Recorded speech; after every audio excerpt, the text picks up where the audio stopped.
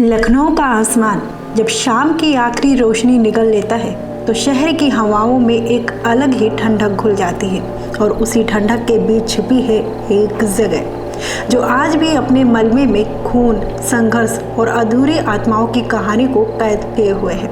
मूसाबाग 1803 से 1804 में नवाब सादत अली खान ने इसे एक शांत विश्राम गृह, एक स्वर्गीय बाग के रूप में बनवाया था। रंग बिरंगे फूल, संगमरमर के फव्वारे और यूरोपीय डिज़ाइन के ऊंचे ऊंचे मेहराब, कभी ये जगह शाही सुकून का प्रतीक था। पर वक्त कभी किसी का नहीं होता। आज वही मेहराबें टूट पड़ी हैं, वही फव्वारे पत्थरों का ढेर बन चुके हैं, मगर इन खंडहरों के बीच कुछ ऐसा है जो समय के साथ नहीं टूटा। उस दर्द की चीख जो 1857 से आज तक गूंज रही है। 1857 का विद्रोह, हिंदुस्तान के इतिहास की वो ज्वाला जिसने अंग्रेजी हुकूमत को हिला दिया था, और उसी आग का आखिरी धधकता मोर्चा था मूसाबाग। यहाँ बेगम हजरत महल और प्रिंस ब्रिजेश कद्र ने आखिरी दम तक लड़ाई लड़ी। 19 मार्च 1858 खून खराबे का वो दिन जिसने इस बाग की मिट्टी तक को लहूलुहान कर दिया था। गोलियों की आवाज़ें, तलवारों की टकराहट, धुएं से भरी हवा और चीखों का तूफान। कहते हैं कि अंग्रेज कैप्टन वेल्स आखिरी सांस तक लड़ते रहे और उसी मैदान में ढेर होकर मर गए। लेकिन कहते हैं ना, जिस जगह खून बहता है वहाँ आत्माएं कभी चैन से नहीं सोती। रात के अंधेरे में आज भी मूसाबाग में कुछ हिलता है।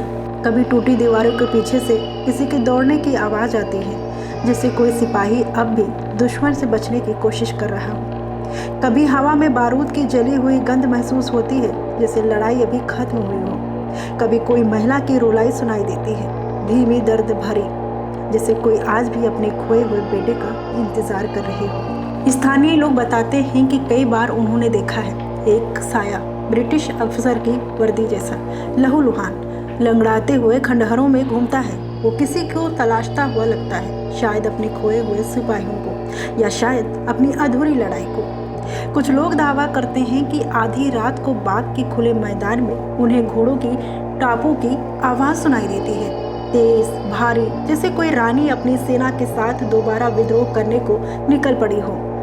धुंध में ढकी एक आकृति बेगम हजरत महल जैसी क्षण भर के लिए दिखाई देती है और फिर गायब।